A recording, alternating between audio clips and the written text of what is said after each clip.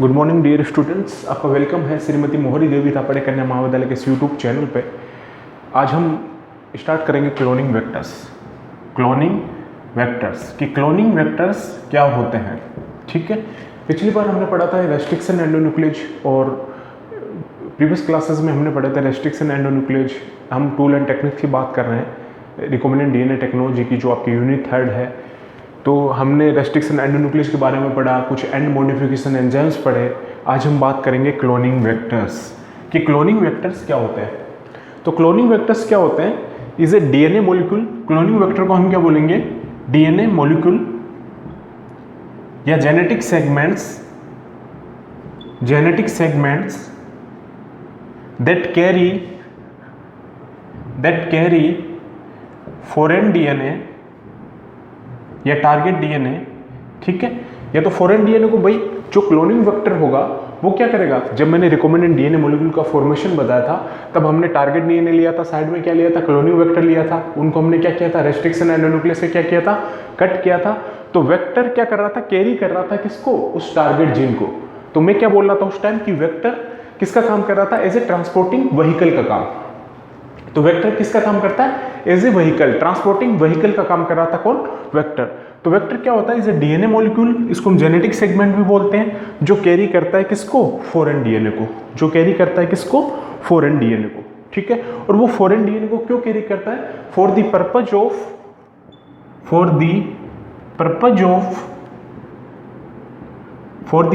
Of cloning and expression. तो cloning vector क्या हुआ, ध्यान से देखना कि इज ए डीएनए मॉलिक्यूल। ठीक है, क्लोनिंग वेक्टर क्या है, इज ए डीएनए मॉलिक्यूल। ठीक है, डीएनए मॉलिक्यूल है और इसका अपना क्या होना चाहिए, ओआरआईसी, ओरिजिन ऑफ रेप्लिकेशन। मींस ये ऑटोनोमसली रेप्लिकेटिंग सीक्वेंसेस होते हैं। ठीक है, जो डीएनए मॉलिक्यूल होता है, जो क्लोनिंग वेक्टर होता है, इसके पास ऑटोनोमसली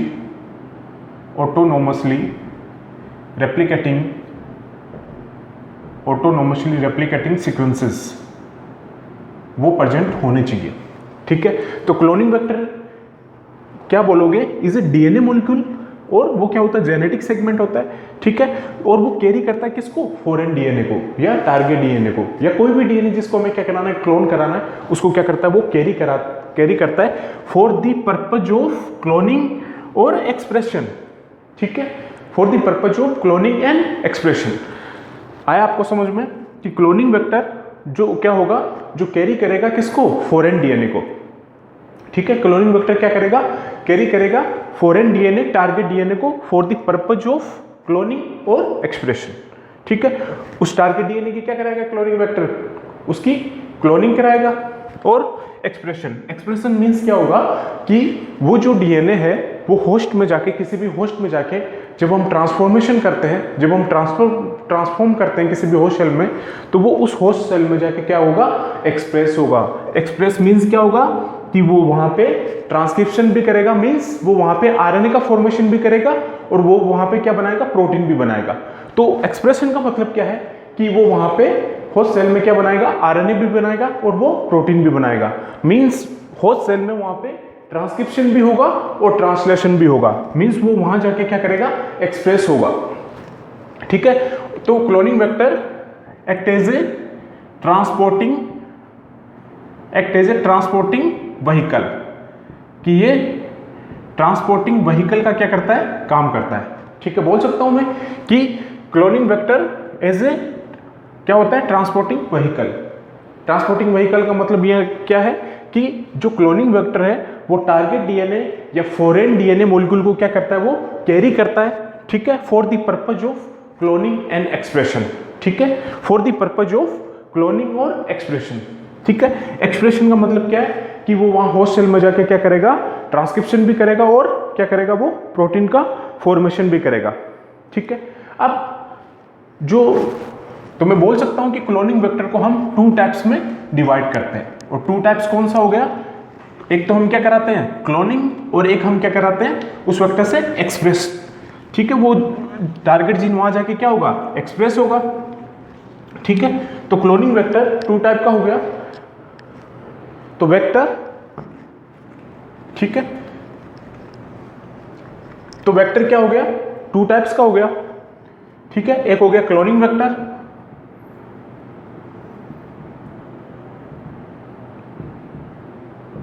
एक हो गया, सॉरी मैं दोबारा इसको थोड़ा सही से लिख देता हूं, और जो मैं बता रहा था वहां आप क्लोनिंग वेक्टर मत लिखना, ओनली वेक्टर लिखना, तो आपको ज्यादा क्लियर होगा।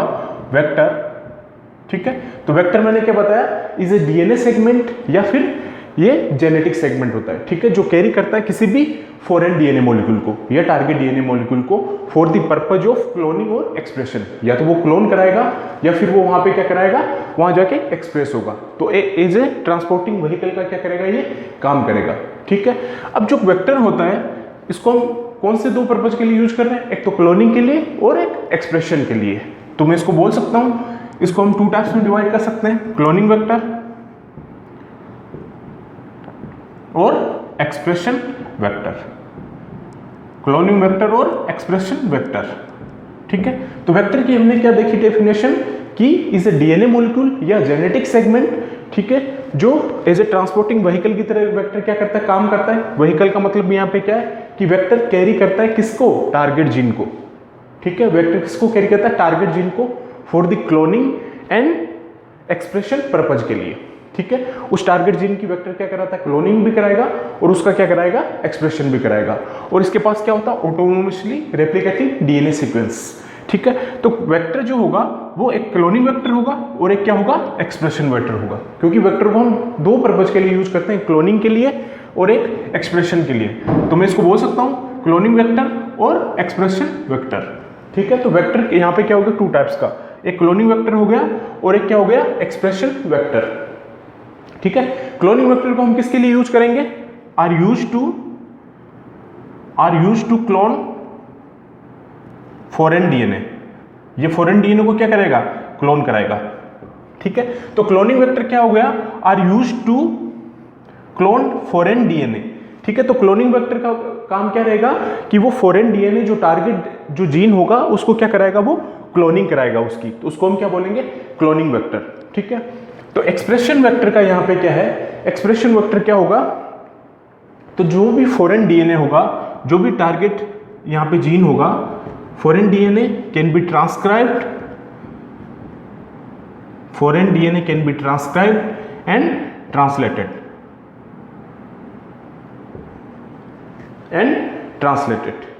ठीक है। तो यहां पे क्या मतलब हुआ कि वेक्टर को हमने टू टाइप्स में क्या क्या डिवाइड किया, एक है क्लोनिंग वेक्टर, एक है एक्सप्रेशन वेक्टर।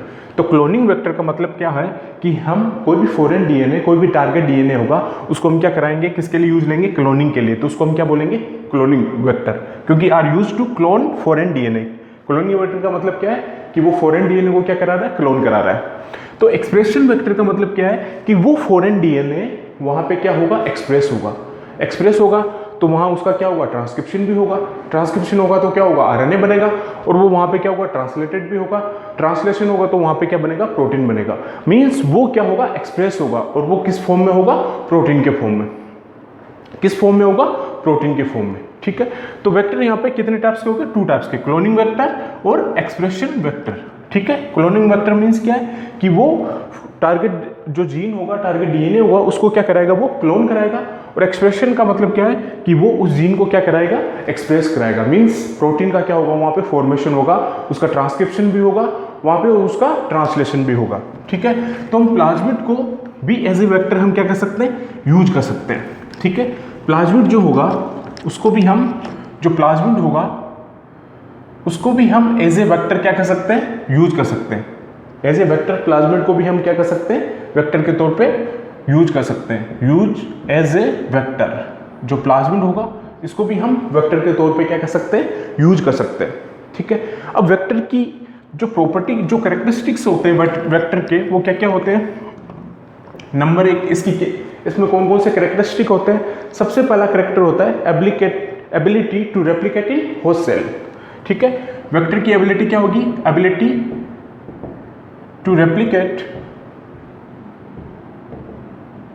इन होस्ट सेल, ठीक है। तो कैरेक्टर्स क्या क्या हुए वेक्टर्स के, जो हम वेक्टर के कैरेक्टर्स की बात कर रहे हैं, तो सबसे पहला ability to replicate in host cell. जो वेक्टर होगा वो होस्ट सेल में क्या करेगा, रेप्लिकेट करेगा, ठीक है। जो वेक्टर होगा वो होस्ट सेल में क्या करेगा, रेप्लिकेट करेगा। और होस्ट सेल यहाँ पे कोई भी हो सकती है, इकोलाई, जैसे मैंने आपको बताया था कि हम क्लोनिंग वेक्टर में क्या करते हैं, कोई भी टारगेट जीन होगा वो हम उसमें किस में कराते हैं, इंसर्ट, वेक्टर में, ठीक है।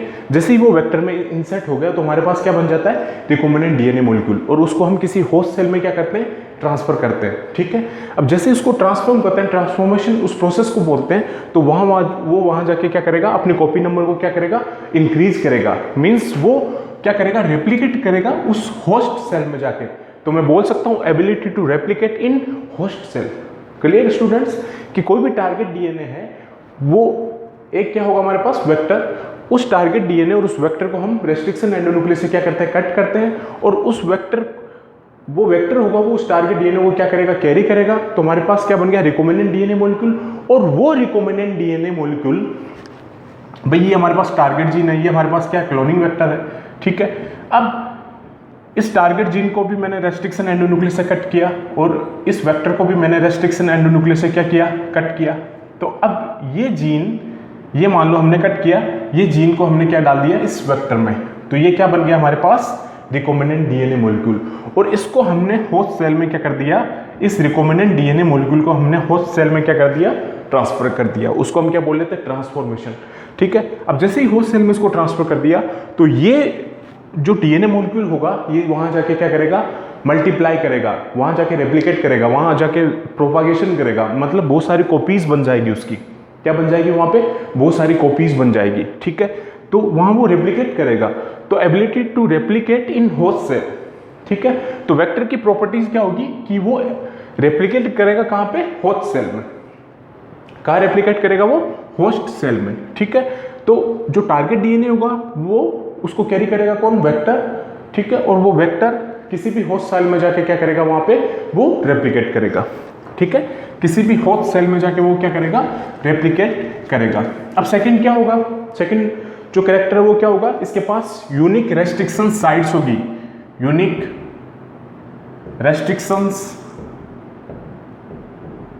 रेस्ट्रिक्शन साइट्स, ठीक है। अब भाई क्लोनिंग वेक्टर है, उसके पास क्या है, टारगेट जीएन है, जो टारगेट डीएनए वो क्या इंसर्टेड है, ठीक है। तो इसके पास क्या होगा कि बहुत सारी मल्टीपल क्लोनिंग साइट्स होगी, ठीक है। इसके पास क्या होगी, मल्टीपल क्लोनिंग साइट्स, इसके पास क्या होगी, मल्टीपल क्लोनिंग साइट्स। और वो किसके लिए होगी, किसी भी स्पेसिफिक रेस्ट्रिक्शन एंडोन्यूक्लियस के लिए, ठीक है। और वो एंडोन्यूक्लियस वहां पे क्या करेगा, वो कट करेगा, ठीक है। तो उसके लिए जो क्या होगी, इसके पास यूनिक रेस्ट्रिक्शन साइट्स। अब मैंने क्या बताया था आपको, रेस्ट्रिक्शन एंडोन्यूक्लियस में पढ़ा रहा था, तब मैंने क्या बताया था कि रेस्ट्रिक्शन एंडोन्यूक्लियस जो एंजाइम होता है वो कहाँ कट करता है, वो डबल स्टैंडर्ड डीएनए मॉलिक्यूल पे कट करता है। और वो कौन से सीक्वेंस पे कट करता है, स्पेसिफिक न्यूक्लियोटाइड सीक्वेंस पे कट करता है, उसको हम क्या बोल लेते हैं, रेस्ट्रिक्शन साइट्स। तो इसके पास यूनिक रेस्ट्रिक्शन साइट्स होती है, किसके पास, वेक्टर के पास, ठीक है। तो वहां पे वो क्या होगा कि वो एंजाइम उस साइड से क्या करेगा, वहां पे कट करेगा, ठीक है। तो इसके पास क्या रहेगी, मल्टीपल क्लोनिंग साइट्स। तो सेकंड फीचर क्या हुआ क्लोनिंग वेक्टर का, कि इसके पास यूनिक रेस्ट्रिक्शन साइट्स क्या रहती है, प्रेजेंट रहती है। मींस इसके पास क्या रहेगा, वहां पे मल्टीपल क्लोनिंग साइट्स क्या रहेगी, प्रेजेंट रहेगी, ठीक है। तो फर्स्ट जो कैरेक्टर था, जो प्रॉपर्टीज थी क्लोनिंग वेक्टर की, वो क्या थी कि ability to replicate in host cell, ठीक है। सेकंड क्या है, यूनिक रेस्ट्रिक्शन साइट्स, मींस इसके पास क्या है, मल्टीपल क्लोनिंग साइट्स प्रेजेंट है।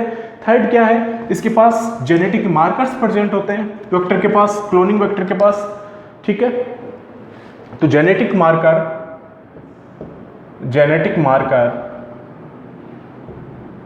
To select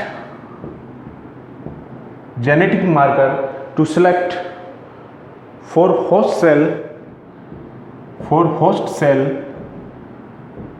host cell containing the vector,